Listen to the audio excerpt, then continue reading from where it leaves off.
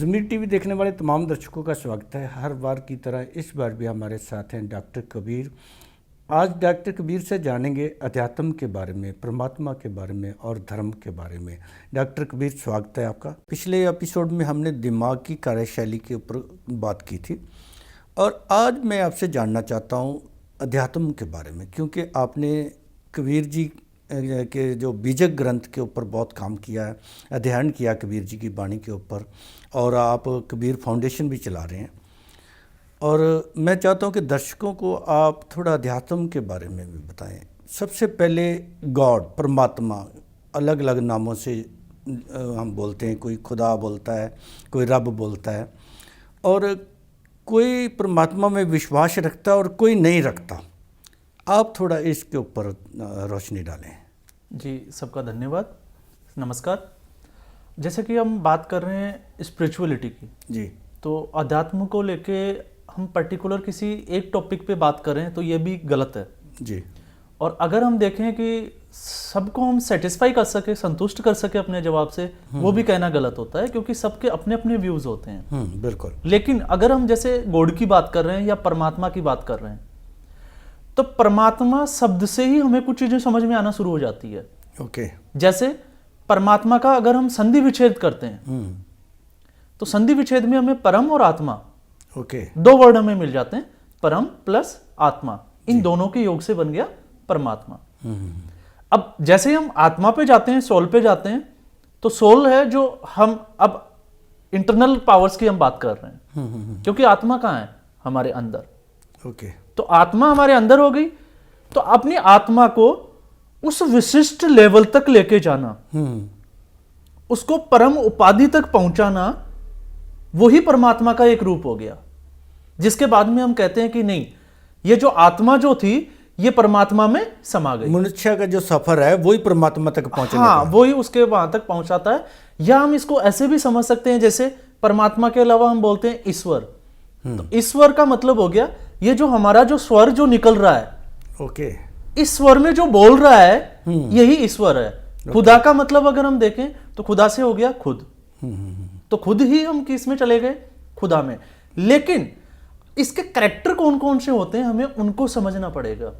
जैसे अगर हम आत्मा की बात करें तो विचार, विवेक, वैराग्य, शीलता, दया, धीरज, ओके। तो ये आत्मा के लक्षण हो गए। अगर ये नहीं है तो वो आत्मा नहीं है, आत्मा मरी हुई है इसका हाँ, मतलब। अगर इसके ऊपर मन का आवरण आ गया और अगर वहां पे उसके लक्षण जो है वो अफेक्टिव हो गए, ओके, ज्यादा उसमें प्रभावशाली हो गए, जैसे काम, क्रोध, मद, मोह, लोभ, तो फिर ये एक अलग डायरेक्शन हो गई। फिर आत्मा कहाँ चली गई? नहीं, आत्मा अपनी जगह है। ये आत्मा के ऊपर एक आवरण हो गया। जैसे हमारे पास कोई चीज है, अब वो हमारे अंदर है लेकिन हम उसको ढूंढ बाहर रहे हैं, दबा दिया गया। हाँ, उसको दूसरे लक्षणों ने उसको दबा दिया। अब आप किस चीज के ऊपर आप उस पर ज्यादा वर्क कर रहे हो, वो चीज। अगर आप जैसे विचार, किसी भी बात कहने से पहले या किसी के साथ बात करने से पहले अगर आपको कोई गलत बोल रहा है, आप उसको कुछ बोलने से पहले अगर विचार करके बोलते हो कि इसका परिणाम क्या है जी, तो शायद आप वहां पे कुछ अच्छा करोगे। तो ये विचार हमारे आत्मा के लक्षण है, कैरेक्टरिस्टिक। ओके। विवेक का मतलब बुद्धि, उसका यूज करना। तो ये हो गया विवेक से हम ज्ञान को भी समझ सकते हैं। इसके अलावा दया, दूसरों पे दया दिखाना। अगर हम किसी के साथ दया रखते हैं तो ये भी किसका? आत्मा का एक कैरेक्टर हो गया। तो ये सारे जो है, चाहे हम उसको देवता कहें चाहे भगवान कहें, ये उनके लक्षण हो गए। आत्मा जब परम अवस्था में जाती है तो तब परमात्मा। आत्मा की परम अवस्था ही परमात्मा होती है। ओके। आम लोग बोलते हैं कि एक स्वर्ग है, नरक है, उसमें परमात्मा बैठा हुक्म चला रहा है, धर्मराज है, ये सारा कुछ क्या है? देखो, अगर इसको हम देखें तो वैसे अगर कबीर जी की फिलॉसफी पे हम जाते हैं तो ये सारी जो चीजें हैं वो काल्पनिक है। ओके। अब जीवन हमें अभी मिला है, अगर हम इसको अच्छे से जी के जाते हैं तो ये हमारे लिए स्वर्ग है। ओके। इसलिए शास्त्रों और वेदों में ये भी लिखा हुआ है कि धरती हमारा स्वर्ग है और धरती हमारे लिए अलग से कोई नरक स्वर्ग नहीं है। हाँ, क्योंकि वो काल्पनिक है, वो किसी ने देखा नहीं। ओके। वो हमने कल्पना की कि उस हम जैसे स्वर्ग की बात करते हैं तो वो हम कल्पना करते हैं कि वो आकाश में कहीं होगा, बट देखा नहीं किसी ने। तो जो चीजें हैं हमारे साथ, अगर किसी का जीवन बहुत अच्छा गया तो वो उसके लिए स्वर्ग है। ये चीज़ें जो आती है धर्म में आती हैं, अलग अलग धर्मों ने अलग अलग बातें की हैं, कोई कुछ बोल रहा है, कोई कुछ बोल रहा है परमात्मा के बारे में या नर्क स्वर्ग के बारे में भी। परमात्मा स्वर्ग में बैठा हुआ है, लोग मरते हैं, वहाँ जाते हैं। रिलीजन का क्या रोल रहता है? देखो, अगर धर्म की अगर हम बात करें तो सबसे पुराना हमारा जो ग्रंथ है जी, जिसको हम महाभारत भी कह सकते हैं, और महाभारत में एक जिसको बोलते हैं एक अध्याय आता है गीता अध्याय। ओके। तो जब कृष्ण की हम भगवत गीता को या गीता अध्याय को देखते हैं तो धर्म की परिभाषा उससे अच्छी नहीं हो सकती। वहां पे धर्म की एक ही परिभाषा है और वो है मानवता। ओके। तो मनुष्यता से बड़ा कोई धर्म नहीं हो सकता। अब बात आती है हम जिसको हम धर्म कहते हैं, चाहे वो हिंदू आइडियोलॉजी हो सकती है, चाहे वो मुस्लिम आइडियोलॉजी हो सकती है, सिखिज्म में सिख की जो है वो एक आइडियोलॉजी हो सकती है। तो ये हमारे विचारों से हमने अपने आप को डिवाइड कर लिया, तो विचारधारा अलग सबका होगी, लेकिन मानवता धर्म है। एक है। हाँ, तो मानवता हम सबका धर्म है, लेकिन हमने अपने आप को दूसरों से डिवाइड कर दिया। तो जहां धर्म की बात आती है ये हमें डिवाइड अलग अलग संप्रदाय बन गई। हाँ, और धर्म का काम है बांटना जी, क्योंकि अपनी अपनी विचारधाराओं के अकॉर्डिंग हमने अपने अपने को बांट लिया। जो आज के धर्म है, आपके कहने के मुताबिक धर्म तो एक ही है, मानवता, लेकिन जो आज की संप्रदाय ये बांटने का काम कर रही है। हाँ, अभी जो धर्म जिसको हम बात कर रहे हैं, जो हम धर्म देखते हैं, ये बांटने का काम करता है। इसको हम अगर देखें तो धर्म, मानवता वाले धर्म की बात नहीं कर रहे हैं। ओके। तो ये धर्म, मानवता का धर्म अलग हो गया और ये एक आइडियोलॉजी हो गई। असली धर्म से लोग भटक के हाँ, अलग असली धर्म से वो अलग चले गए और ये अपनी अपनी आइडियोलॉजी पे जाके वर्क करने लग गए। ओके। एक चीज और आती है, हम बोलते हैं कि कोई भी जो काम हो रहा है सब परमात्मा के हुक्म में हो रहा है, परमात्मा के हुक्म के बिना पत्ता भी नहीं हिलता। तो फिर ये पुण्य पाप कहाँ से आ जाते हैं? अगर हम बुरा कर रहे हैं तो परमात्मा करवा रहा है ना, फिर इसके ऊपर आप क्या?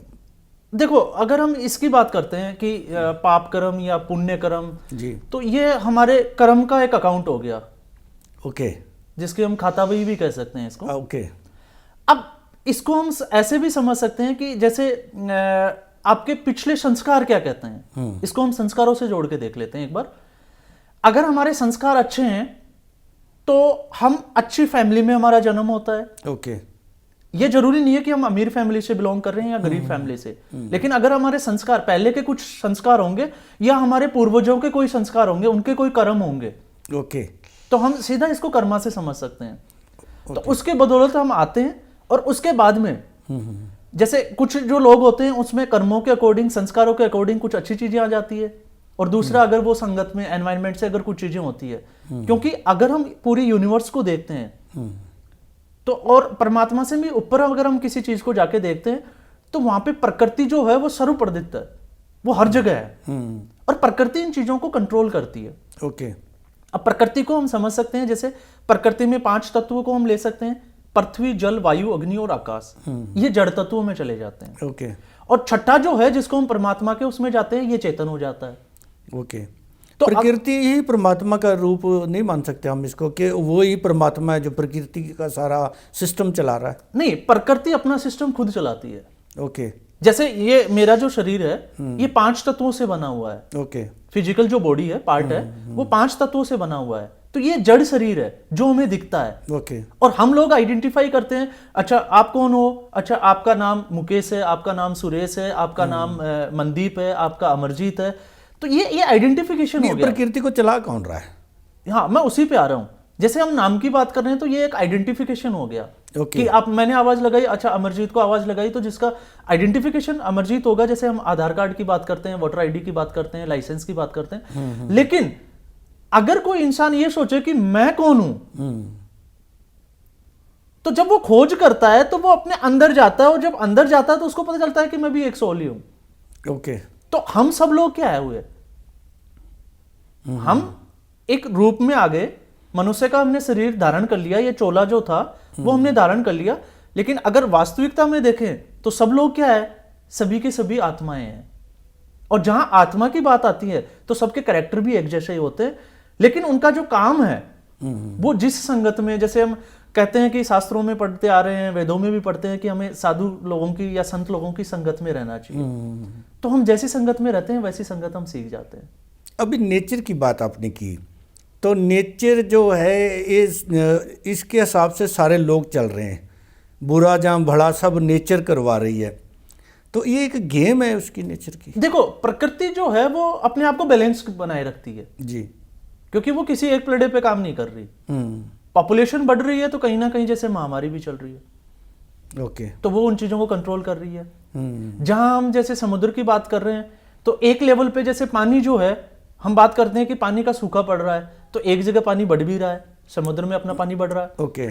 तो ये प्रकृति जो है वो अपने लेवल को बैलेंस ऑर्डर में चल रही है। ये अपना जो बैलेंस है वो खुद करती है। तो जब हम ऑर्डर से बाहर हो जाते हैं तो फिर प्रॉब्लम्स आती हैं। हाँ, अगर हम उसके बाहर निकल के वर्क करते हैं तो वो फिर हम खुद के लिए प्रॉब्लम क्रिएट कर लेते हैं। एक सिस्टम बना हुआ है, उसके अंदर रह के काम करना है हमने, तब ठीक है। अगर उसके बाहर निकल गए तो वो ही नुकसान देता है, कोई पुण्य पाप नहीं है। नहीं, ये अगर हम सिस्टम से बाहर निकलेंगे तो फिर आपके साथ प्रॉब्लम्स स्टार्ट हो जाएगी।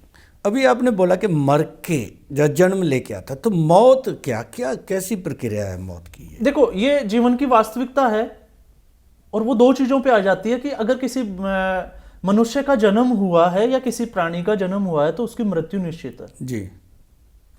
अब जहां मृत्यु की बात आती है, इसके बीच में आपके कर्म है। ओके। इन दोनों के जन्म से और मृत्यु के बीच में आपने कर्म करने हैं। ओके। अगर आप कर्म करते रहते हो, जैसे गीता में कृष्ण ने भी कहा है कि अगर आप लगातार कर्म कर रहे हो दैट मीन्स आप जीवित हो। ओके। लेकिन अगर आप कुछ काम नहीं कर रहे तो आप किसके जैसे हो गए? मुर्दे के जैसे।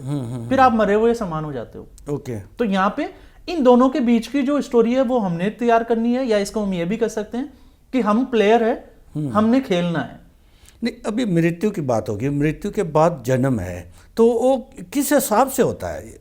देखो, मृत्यु के बाद में अगर जन्म की अगर हम बात करें तो लास्ट मोमेंट पे हमारा जो विचार है जी, या हमारा जो आभास है वो कहाँ वर्क कर रहा है जी। जैसे हम इसको ऐसे समझ सकते हैं कि हम जीवित हैं और जीवित अगर हम किसी बंधन में बंधे हुए हैं, जैसे कोई माया में पड़ा हुआ है, ओके। बहुत सारा धन चाहिए, वो पैसा कमाया जा रहा है, बच्चों के लिए धन चाहिए, तो उसके विचारों में सबसे ज्यादा क्या चीज आ रही है? धन। तो जब वो लास्ट एंड मोमेंट होता है तो उसके दिमाग में रहता है कि मैं थोड़ा ये और कर लेता तो मेरे बच्चों को ये और हो जाता, तो उसका दिमाग वहां पे वर्क कर रहा है। ओके। तो उसका जो पूरा जो आभास है वो कहाँ हो गया? माया पे। तो ठीक ऐसे ही हमको इसको भी समझना होता है। जैसे हमारी बॉडी के हम 10 द्वारों की बात करते हैं, तो हमारा जो प्राण है वो कौन से द्वार से निकलता है, इस पे डिपेंड करता है कि आपका अगला जन्म क्या होने वाला है। ओके। जैसे बहुत से प्राणियों का हमने देखा है कि उनका जो प्राण जब निकलते हैं तो उसका मल बाहर आ जाता है। तो मल बाहर आ जाता है, इसका मतलब उसके प्राण जो है वो गुदा द्वार से बाहर निकले हैं। ओके। तो गुदा द्वार से जब बाहर निकले हैं तो कौन सी योनि में जाएगा? तो फिर वो गंदगी में बनने वाले जो कीड़े मकोड़े हैं उसको वो योनि मिल जाती है, तो उसका जन्म जो है वो उस योनि में चला जाता है। मुझे एक चीज़ अभी भी कंफर्म नहीं हो रही है। अभी आप एक चीज़ बोलते हैं कि हमारी जो आत्मा परमावस्था में जाती तो परमात्मा है, लेकिन ये जो हमारा शरीर है और जो पूरी नेचर है पूरा एक सिस्टमेटिक ढंग से बनी हुई है, और सिस्टमेटिक ढंग से अकाउंट बन गया, कार्मिक अकाउंट। कार्मिक अकाउंट के हिसाब से हमें जन्म लेना होता है और कार्मिक अकाउंट के हिसाब से हमारी मृत्यु होती है। तो ये सारा इसके पीछे दिमाग किसका काम करता है? नहीं, इसमें दिमाग तो कोई काम नहीं करता। क्या काम करता? फिर इतना सिस्टमेटिक ढंग से हम कोई चीज़ बनाते हैं, हम अब बैठे बात कर रहे हैं, कैमरा शूट कर रहा है, हमें कैमरा वीडियो बना रहा है, तो उसको किसने बनाया? किसी दिमाग ने उसको बनाया। तो ये इतनी बढ़िया चीज़ बनाई, इतनी बढ़िया सृष्टि बनाई, इसके पीछे दिमाग तो कोई काम करता नहीं, इसको दिमाग नहीं कह सकते, कोई एक पावर है जिसको हम शक्ति का रूप कह सकते हैं। ओके। और प्रकृति, इन दोनों ने मिलकर ये चीज बनाई है। वो शक्ति को हम परमात्मा खुदा, उसको हम कुछ भी कह सकते हैं। एक तो हम परमावस्था की बात कर रहे हैं, तो परमावस्था में जाके मीन्स भी उसके साथ इकमिक हो जाना। देखो, अगर हम हर रिलीजन के आइडियोलॉजी पे जाते हैं जी, तो कोई ना कोई वो किसी ना किसी रूप में भगवान को मानते हैं जी। जैसे हिंदू आइडियोलॉजी में जाएंगे तो फिर वो राम जी को या कृष्ण जी को वो अपना गॉड मानते हैं। वो तो एक अलग संप्रदाय की बात हो। मैं उसी पे आ रहा हूँ अभी। फिर हम देखते हैं जैसे मुस्लिम जो धर्म है वो अपना एक मानते हैं, क्रिश्चियंस है वो ईसा मसीह को, तो सब अपने अपने धर्मों के अकॉर्डिंग जो है उन्होंने भगवान को एक वो परिभाषित कर रखा है जी। तो यहाँ गॉड जो है वो कार्मिक या अपने कर्मों से भगवान हो गए या फिर जन्म से भगवान हुए। ओके। तो यहाँ पे हम समझ सकते हैं कि वो अपने कर्मों से भगवान हो गए। ओके। अगर हम किसी लाइक गुरु की पूजा करते हैं तो वो किस वजह से करते हैं? क्योंकि उनके कर्म है वैसे। वो तो एक सोसाइटी ने दर्जा दे दिया भगवान को। हाँ, उसको हम भगवान का दर्जा दे देते हैं। दर्जा दे दिया ना। ठीक वही सोल हमारे अंदर है जी। जो कृष्ण में जो सोल थी वही सोल हमारे अंदर है, वही आत्मा है। राम जी में जो थी वही हमारे अंदर आत्मा है, गुरु नानक जी में जो थी वही हमारे अंदर है, कबीर जी में जो थी वो हमारे अंदर है। हमें उसको समझ के, लेकिन उन्होंने अवस्था जो है परम अवस्था अपनी बना ली ना उसकी। तो वो उन्होंने आध्यात्म में काम किया, भौतिकवाद को छोड़ के उन्होंने आध्यात्म की ओर जो है वो जाना अच्छा लगा उनको। हाँ, अवस्था हमसे हाँ, ऊंची चलेगी। हाँ। और लेकिन आज हम सोसाइटी में क्या देखते हैं, हम ज्ञान की बात नहीं करते। तो जब ज्ञान की बात नहीं करेंगे, क्योंकि अगर हम इसके फूड की बात करें, जैसे पूरी हमारी जो फिजिकल जो बॉडी है, तो ये पांचों जो तत्व की अगर हम बात करते हैं तो ये पांचों तत्वों से ही चलती है। ओके। अब पांचों तत्वों से फिर हम क्या करेंगे, इसको खाना देंगे, फीड देंगे इसको। तो फीड देंगे तो हमारी फिजिकल जो पार्ट है, बॉडी जो है वो चलना स्टार्ट होगी। अगर हम इसको खाना बंद कर देंगे तो क्या होगा? बिल्कुल नहीं चलेगी, ये नहीं चलेगी। तो ठीक ऐसे ही अब इसको आप हम ऐसे भी समझ सकते हैं, तो फिर हमारी आत्मा क्या खाती होगी? उसका भी तो कोई फूड होगा। तो जब हम शास्त्रों की बात करते हैं, गुरुवाणी की बात करते हैं, तो वहां पे कबीर जी हो चाहे गुरु नानक जी हो, सबने कहा है कि हमारी जो आत्मा है उसका जो फीड जो होता है वो है शब्द। जी। ओके। तो ये इसका भोजन हो गया शब्द। अब आप कैसे शब्द सुनते हो, कैसे शब्द आप काम में लेते हो, क्या शब्द आप बोलते हो, और इसमें जैसे कहते हैं ना कि गुरु में जो जिसकी हम बात करते हैं तो वो हमें क्या देता है। तो जब गुरु के शब्द वेदी बाण जब हमें चलते हैं, हमारे ऊपर चलते हैं, तो ये हमारी आत्मा का फीड होता है। ओके। अभी आपने शब्द की बात की, लेकिन इससे पहले आपने कार्मिक अकाउंट की बात की कि हमारा एक अकाउंट बनता है। आप अगर कोई कंपनी चला रहे होते हैं तो हमारे अकाउंट की जो देख रेख कर रहा होता है कोई सीए होता है, उसको ठीक रखता है, उसको बैलेंस बना के रखता है कि आप इसके बैलेंस कैसे बना के रखना है इस चीज़ का। तो हमारा जो कार्मिक अकाउंट है इसको बैलेंस कैसे बना के रखें, इसके लिए क्या काम करना पड़ता है? इसके लिए जैसे अभी हम बात कर रहे हैं, जैसे कार्मिक अकाउंट की हम बात करें कि इसके लिए हमें क्या करना पड़े जी, तो इसका सबसे बेस्ट सॉल्यूशन है, हमारे पूरे दिन में 24 आवर्स हमारे पास होते हैं जी, लेकिन कितने लोग जो हैं वो 24 आवर्स में आधा घंटा भी अपने आप को देते होंगे? नहीं देते। हाँ, क्योंकि भौतिकवाद के लिए हमारे पास पूरा समय पड़ा है। पूरी दुनिया को जान लेते हैं, अपने आप को नहीं जानते हम। हमने ऑफिस जाना है, हमने ये वर्क करना है, हमने पर्टिकुलर किसी व्यक्ति से मिलना है, क्या डील करनी है, हर जगह वर्क करता है जी। बिजनेस हमारा प्रॉफिट में जा रहा है कि लॉस में जा रहा है। लेकिन पूरे 24 आवर्स में अगर हम शांति से आधा घंटा भी बैठ के ये सोचें कि मैं कौन हूं, मेरा जन्म इस धरती पे क्यों हुआ है, मुझे क्या करना चाहिए, आज मैंने क्या गलत किया और क्या आज मैंने सही किया, जी, ये अध्यात्म का पार्ट होता है। ओके। कि आप सेल्फ लेशन लेना स्टार्ट करते हो या नहीं करते हो। अगर आप सेल्फ लेशन लेना स्टार्ट कर देते हो, जी, जिसको हम ध्यान भी कह सकते हैं या मेडिटेशन की शुरुआत भी कह सकते हैं, ओके। तो जरूरत होती है हम आधा घंटा बैठे आंख बंद करके भौतिकवाद को हम छोड़ दें। ओके। अगर हम आंख बंद करके हम इसीलिए बैठते हैं क्योंकि भौतिकवाद की जो चीजें हैं वो हमारे से दूर हट जाएं, उसके बीच में एक पर्दा आ जाए जी। फिर उसके बाद में हम इंटरनल पार्ट पे काम करें, जिसको हम सेल्फ लेशन या अध्यात्म कहें। ओके। तो जब हम इन चीजों पे विचार करना स्टार्ट करते हैं तो हमें एहसास होता है, क्यों? क्योंकि हमारी जो आत्मा होती है वो कभी गलत नहीं हो सकती। जी। एक चोर चोरी करने जाता है, चोर की आत्मा भी उसको कहती है कि चोरी करना एक पाप है, आवाज आती ये है। गलत है। तो हम कम से कम आधे घंटे के लिए उस आत्मा की तो सुने कि वो क्या कहना चाहती है। बिल्कुल। तो इसके लिए जरूरी है सेल्फ लेशन लेना या अध्यात्म। जैसे गौतम बुद्ध की हम बात करें, महात्मा बुद्ध की, तो उससे पहले वो सिद्धार्थ थे। जब उनको कोई विचार आया वो घर छोड़ के चले गए और उसके बाद में पेड़ के नीचे बैठ के उन्होंने सेल्फ लेशन लिया, अध्यात्म का पाठ पढ़ा, जी। तो उनको ज्ञान हो गया। और जहां ज्ञान हो गया वहां प्रकाश ही प्रकाश हो गया। डॉक्टर कबीर, बहुत अच्छा लगा आज ये अध्यात्म के ऊपर बात करके, और बहुत कुछ हमें नहीं पता जो आपसे पता चला, लेकिन अभी भी क्योंकि पूरी तरह जो हम इसको स्पष्ट तौर पे नहीं जान सकते जब तक पूरा ज्ञान नहीं हो जाता। डॉक्टर कबीर से आज आपने जाना अध्यात्म के बारे में, परमात्मा के बारे में, धर्म के बारे में। अगर आप और जानकारी लेना चाहते हो तो इनकी वेबसाइट के ऊपर जा सकते हो। अगले एपिसोड में फिर मिलेंगे, तब तक के लिए आज्ञा दें। धन्यवाद।